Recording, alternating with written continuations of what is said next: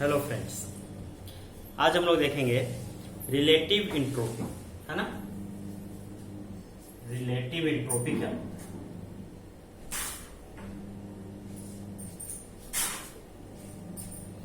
जो relative entropy है ये मेजर करता है दो अगर डिस्ट्रीब्यूशंस हैं, late us suppose P and Q, तो उनके बीच का एवरेज डिस्टेंस मेजर करता है। लेट अस सपोज ये एक डिस्ट्रीब्यूशन है P, ठीक है, दूसरा डिस्ट्रीब्यूशन है Q, है ना। तो इन दोनों के बीच का एवरेज डिस्टेंस जो होगा, है ना, ये मेजर करता है रिलेटिव इंट्रोपी, है ना। अभी इसको हम लोग बहुत डिटेल में समझेंगे, है ना। ओके, सो ये let us suppose two distributions हैं P एंड Q, है ना। तो जो रिलेटिव इंट्रोपी है उसको हम लोग इससे डिनोट करते हैं, dP पैरेलल Q, है ना। तो dP पैरेलल Q से इसका जो नोटेशन होता है, ठीक है। और एक बात और है कि अगर इसको मैथमेटिकल टर्म्स में देखा जाए तो इसको हम लोग लिखते हैं D पैरेलल Q को समेशन ऑफ Px, है ना, log base two Px upon Qx, है ना। और जहां पर जो x है that is the proper subset of this, है ना। लेट अस सपोज इसका जो x का दो वैल्यू है ना, this x has to values 0 and 1। तो ये x का वैल्यू एक बार 0 होगा, एक बार 1, है ना। If it has 4 values then the value of small x will be either 0, 1, okay, 2, 3 etcetera, है ना। तो इस तरह से इसका मैथमेटिकल एक्सप्रेशन होता है रिलेटिव इंट्रोपी का, है ना।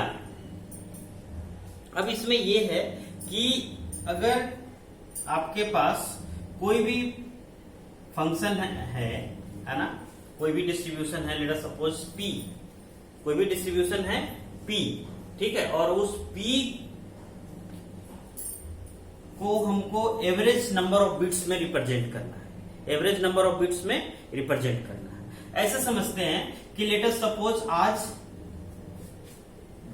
धूप रहेगा, मौसम के बारे में अगर हम लोग जानना चाहते हैं तो आज धूप रहेगा, या आज थोड़ा सा धूप रहेगा, थोड़ा सा बादल रहेगा, या पूरा बादल रहेगा, है ना, या बारिश होती रहेगी। ये लेट अस सपोज 4 पॉसिबिलिटी है ना।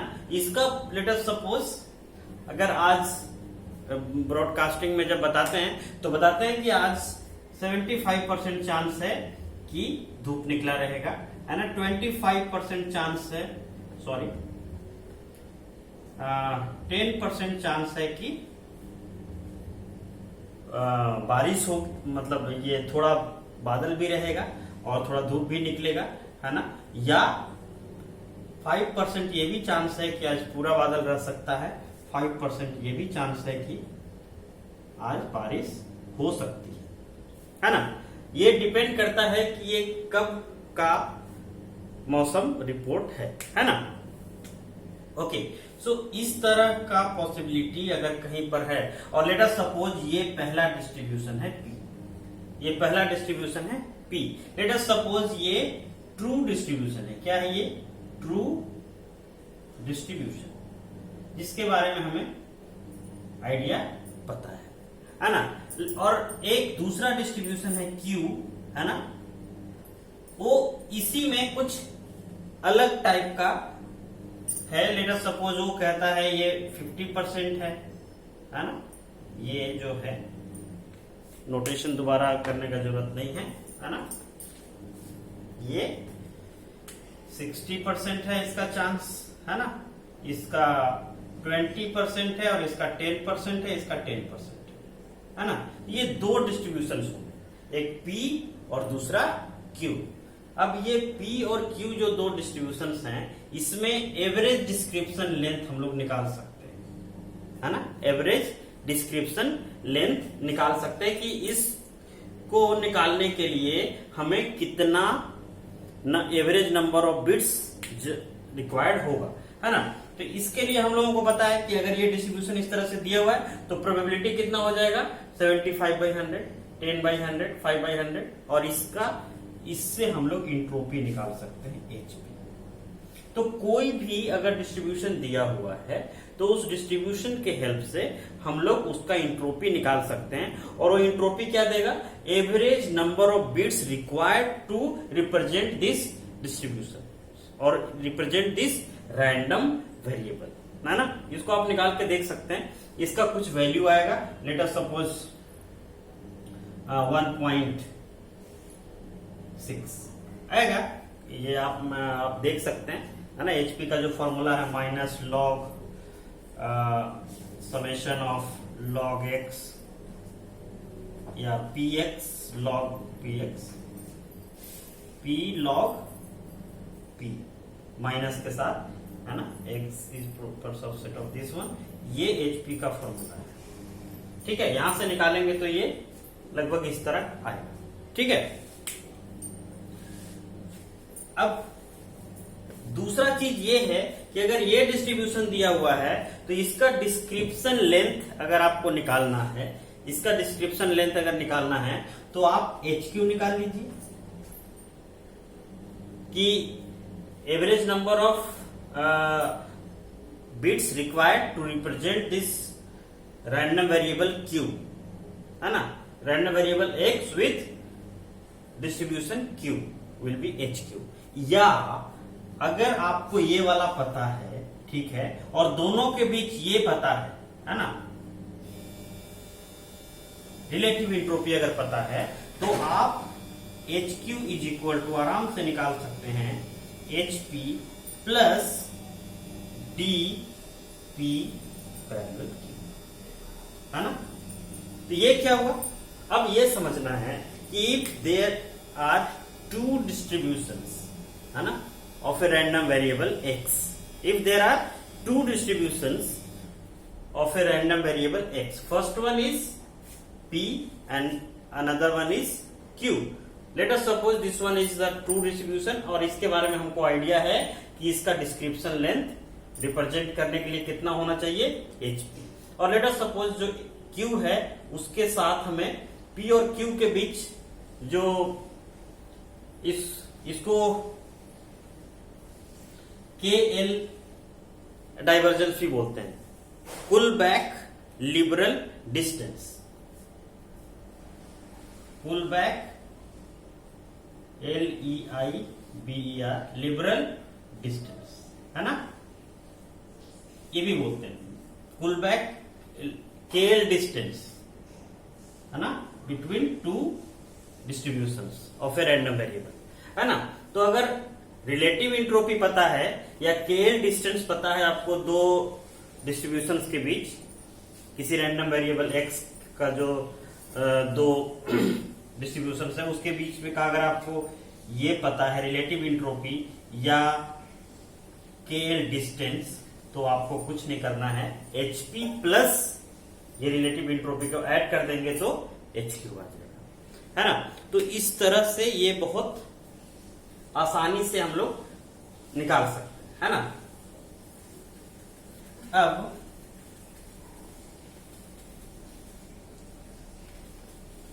हम लोग आगे चलते हैं और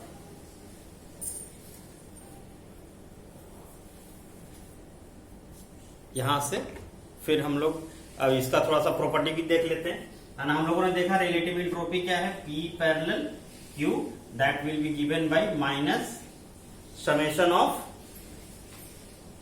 minus नहीं px log px upon qx, और इसका बेस कितना होता है 2। ये है इसका फॉर्मूला। और क्या लिख सकते हैं इसको हम लोग अगर एक्सपेक्टेशन ऑपरेटर के टर्म्स में लिखें तो इसको लिख सकते हैं EP log px upon qx, है ना। ये लिखा जा सकता है इसको, और ये हम लोगों को पता है ये क्यों लिखते हैं ऐसा, क्योंकि एक्सपेक्टेशन ऑपरेटर है। अगर आप दो फंक्शंस हैं पी एंड क्यू, ठीक है, और आप इसको ईपी अगर लिखना चाहते हैं expectation of Q with respect to P, तो एक्सपेक्टेशन ऑफ क्यू अगर आप लिखेंगे तो ये हो जाएगा समेशन ऑफ पी क्यू, है ना। तो यहां पर क्यू के जगह पर क्या है, दिस है ना। तो इसीलिए इतना इंटू पी एक्स का summation, that is very simple, है ना। ठीक है, अब कुछ चीजें इसमें कन्वेंशन भी मान करना पड़ता है जब हम लोग इसका वैल्यू कैलकुलेट करने जाते हैं, है ना। तो वैल्यू कैलकुलेट करते समय हम लोगों को एक बात का ध्यान रखना पड़ता है कि हो सकता है कि किसी समय पी एक्स और क्यू एक्स दोनों ही जीरो, तो क्या हो गया, पी एक्स और क्यू एक्स दोनों इक्वल हो और दोनों का वैल्यू जीरो हो, फिर क्या होगा, दोनों के बीच डिस्टेंस क्या होना चाहिए। एक्चुअल में जब दोनों इक्वल हैं तो डिस्टेंस कितना होना चाहिए, जीरो, है ना। लेकिन अगर इसको हम zero log zero by zero करेंगे तो ये इनडिटर्मिनेट फॉर्म है ना, ओके। तो इस इनडिटर्मिनेट फॉर्म के हिसाब से अगर हम लोग इसमें चाहें तो इसका वैल्यू नहीं निकलेगा, लेकिन क्योंकि हमको पता है कि जब पी एक्स और क्यू एक्स दोनों ही जीरो हैं तो दोनों के बीच डिस्टेंस कितना होना चाहिए, जीरो, तो इसलिए हम लोग इसको जीरो लेते हैं। यहां तक कि अगर पी एक्स भी जीरो है, पी एक्स जीरो है और क्यू एक्स जीरो नहीं है, तो क्या होगा, ये zero log zero upon Q, इसको भी क्या कहेंगे, जीरो। तीसरा ये हो सकता है कि क्यू एक्स जीरो है, क्यू एक्स जीरो है और पी एक्स जीरो नहीं है, उस केस में क्या होगा, यहां पर क्यू एक्स जीरो नहीं था, है ना, Q X is not equal to zero. अब यहां पर क्यू एक्स इज जीरो, है ना, लेट अस सपोज, ये नेक्स्ट लेते हैं हम लोग, तो यहां पर P log P upon zero, अब ये देखिए ये कैसा आ गया, तो इस केस में इसका वैल्यू इंफिनिटी होता है। ये तीन केसेस हमको कन्वेंशन के तौर पर याद रखना है ना। ओके, सो अब इसमें थोड़ा सा एक हम लोग एग्जाम्पल लेंगे, है ना, और वो एग्जाम्पल कहता है कि एक बाइनरी वैल्यू का ही एग्जाम्पल लेंगे, ठीक है। Let us suppose we have a question, मतलब एक रैंडम वेरिएबल है x जिसके पास दो वैल्यूज है 1 and 0। It has to values possibility, outcome दो हो सकते हैं, चाहे तो इसका बाइनरी रैंडम वेरिएबल है तो इसका आउटपुट चाहे तो 1 आ सकता है नहीं तो 0 आ सकता है, लेकिन ये इक्वली प्रोबेबल नहीं है, है ना। और इस रैंडम वेरिएबल के दो डिस्ट्रीब्यूशन, एक है p एक है q, दो डिस्ट्रीब्यूशन हैं, एक है p एक है q, है ना। अब इसमें पॉसिबिलिटी में हम लोग ये देख सकते हैं कि p ऑफ 0 क्या होगा और p ऑफ 1 क्या होगा। दूसरा हम लोगों को ये भी पता होना चाहिए कि q ऑफ 0 क्या होगा एंड q ऑफ 1 क्या होगा, है ना। p ऑफ 1 होने का मतलब है कि p of 1 will be equal to, let us suppose r, p of 1 is r, तो p ऑफ 0 कितना हो जाएगा 1 minus r। Let us suppose q of 1 is s, so q of 0 will be 1 minus s। ये दो distributions हैं और ये दो डिस्ट्रीब्यूशंस के वैल्यूज हमने ऐसा मान लेट, है ना। ये एक रैंडम बाइनरी रैंडम वेरिएबल है जिसमें दो आउटपुट पॉसिबल है 0 और 1। इसमें भी हमने दो डिस्ट्रीब्यूशंस ले लिए p और q। तो let us suppose p of 1, अगर हम लोग डिस्ट्रीब्यूशन p लेते हैं उस समय 1 आने का प्रोबेबिलिटी r है और 0 आने का प्रोबेबिलिटी 1 माइनस r है। अगर दूसरा डिस्ट्रीब्यूशन लेते हैं q, उसमें 1 आने का प्रोबेबिलिटी s है और 0 आने का प्रोबेबिलिटी 1 माइनस s है, फिर क्या होगा, है ना। अब इसमें हम लोग निकाल के देखते हैं कि इसका दोनों के बीच डिस्टेंस कितना होगा, मतलब कि रिलेटिव इंट्रोपी कितना होगा, है ना। अब दो चीज हम लोग निकाल के देखेंगे, D P parallel Q, okay, और दूसरा क्या निकालेंगे, डी क्यू पैरेलल पी, है ना। क्या ये दोनों सेम ही है या अलग है, ये समझना जरूरी है ना। तो इस तरह से हम लोग देखते हैं, है ना, निकाल के। अब पहला चीज है यहां पर कि डी पी पैरेलल क्यू, ये निकलेगा तो कितना होगा इसका वैल्यू, है ना। इसका वैल्यू आएगा, फॉर्मूला क्या है हमारे पास, summation of P X log P X upon Q X, okay, and summation X equal to 0 to 1। दो वैल्यूज है ना एक्स के, क्योंकि ये एक्स के वैल्यूज हैं, तो एक्स का वैल्यू 0 है और 1 है ना। तो यहां पर क्या हो जाएगा वैल्यू, अगर इसको हम लोग थोड़ा सा 0 रखें तो P of 0 log P of 0 log upon Q of 0। X का वैल्यू जब हमने 0 रखा और एक्स का वैल्यू जब हमने 1 रखा तो क्या हुआ, P of 1 log P of 1 upon Q of 1। सब जगह हमने एक बार x को 0 रख दिया तो ये आ गया, एक बार x को 1 रख दिया तो ये आ गया, और समेशन है, दोनों को ऐड कर दिया। अब यहां पर हम लोग ये वैल्यू रख के देखते हैं, हमारे पास क्या है, p ऑफ 0 क्या है, r 1 minus r into log p of 0 कितना है 1 minus r, and q of 0 कितना है, q of 0 is 1 minus x, plus p of 1 कितना है, इसको याद, इसको ध्यान में रखना है, p of 1 is r, and log p of 1 कितना है r, और q ऑफ 1 कितना है s। ये वैल्यू है डी पी पैरेलल क्यू का, है ना। अब दूसरा वैल्यू जरा इसका हमने निकाल लिया, ये आ गया, late us suppose this is your equation number 1, okay, and now we want to calculate the second value q p parallel p, okay, so इसका वैल्यू कितना होगा, q पैरेलल p का जो फॉर्मूला होगा वो अलग हो जाएगा, p पैरेलल q का फॉर्मूला अलग और q पैरेलल p का फॉर्मूला अलग। क्यों, क्योंकि यहाँ p पैरेलल q में p पहले आया था और q पैरेलल p में q पहले आएगा, तो it will B q of x, okay, log base q of x upon p of x, है ना। यहाँ पर पहले p था तो p यहाँ था और न्यूमरेटर में p था, q बाद में था, यहाँ डिनोमिनेटर में था। यहाँ पर q पहले है तो यहाँ पर q और यहाँ, और p बाद में है तो यहाँ डिनोमिनेटर में p, ओके।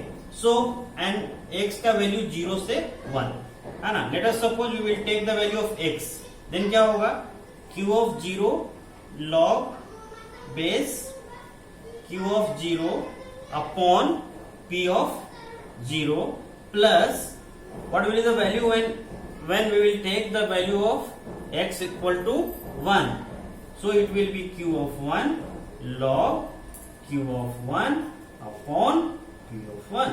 क्या होगा वैल्यू, इस तरह का हो जाएगा, और q ऑफ 0 का वैल्यू कितना हो जाएगा, 1 minus s, no problem, log q of 0 1 minus s, p of 0 1 minus r, okay, and plus q of 1, q of 1 कितना है, that is s log s upon r, p of 1 is r। तो ये दो equations होंगे। क्या ये दोनों equations देख के लग रहे हैं इक्वल होंगे, है ना, लग तो नहीं रहा इक्वल होगा, है ना। इसीलिए हम लोग क्या करते हैं, एक एग्जांपल ले लेते हैं, है ना, s का वैल्यू कुछ ले लेते हैं और r का वैल्यू कुछ ले लेते हैं, ठीक है।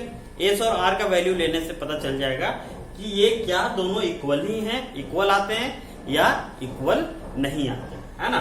तो let us suppose we have these two equation, so इसको हम लोग रहने देंगे, लास्ट में जो फाइनल रिजल्ट आया उसको, है ना। और रिलेटिव एंट्रोपी का एक एग्जांपल ले लेते हैं, है ना, न्यूमेरिकल, उससे बहुत क्लियर होगा।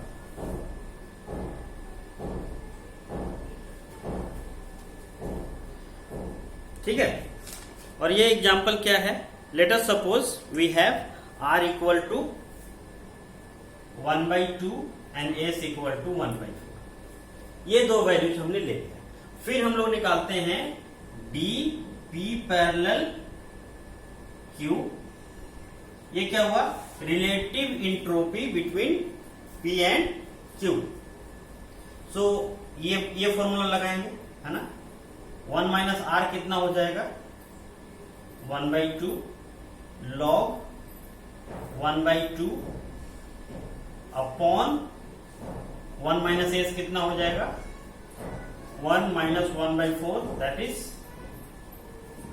3/4 plus r is 1/2 log base 2 यहां पर भी है, r is 1/2, okay, and this is your s is 1/4, ठीक है। और यहां पर भी हम लोग इस तरह से कर सकते हैं, है ना। जब इसका वैल्यू हम निकालते हैं तो ये 1/2 log ये ऊपर चला जाएगा, है ना, 4/3 से मल्टीप्लाई हो जाएगा, ओके। तो ये 2/3 आ जाएगा प्लस 1/2 log बेस 2, है ना। इसका जब वैल्यू निकालते हैं, इसका तो ये 1 हो जाएगा तो इसलिए 0.5 हो जाएगा, और इसका दोनों का जब वैल्यू निकालते हैं हम लोग तो it comes to be 0.2075, 0.2075, okay, इतना bits. This is the distance between two distributions p and q, and now let us suppose we will calculate again distance between q and p, ये क्या है, this is the distance between p and q and this is the distance between q and p। what will be the value, okay, so ये formula use करना पड़ेगा। 1 minus s मतलब 3/4 log 3/4 in upon 1 minus R. 1 minus R कितना हो जाएगा, 1/2, so it will be 1/2 plus second term this one s log s by r, s is 1/4 log 1/4 into r मतलब 1/2। जब इसका वैल्यू हम लोग निकालते हैं it will comes to be 0.1887, 0.1887,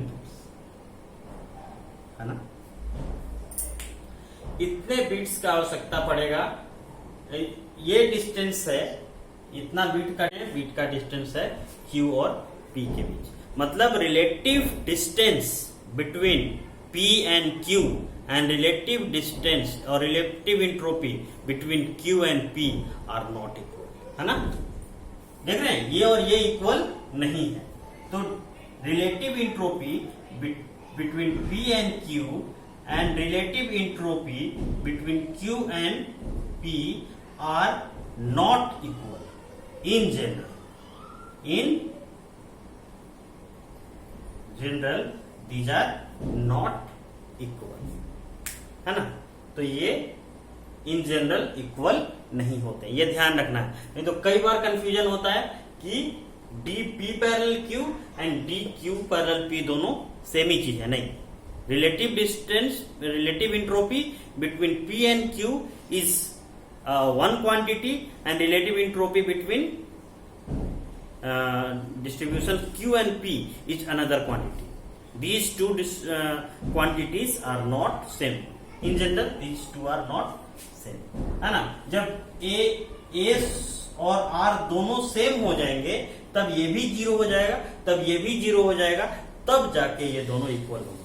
Are you getting my point? So be careful. Okay. So next lecture में हम लोग देखेंगे म्यूचुअल इन्फॉर्मेशन, है ना। Okay. Thank you for watching.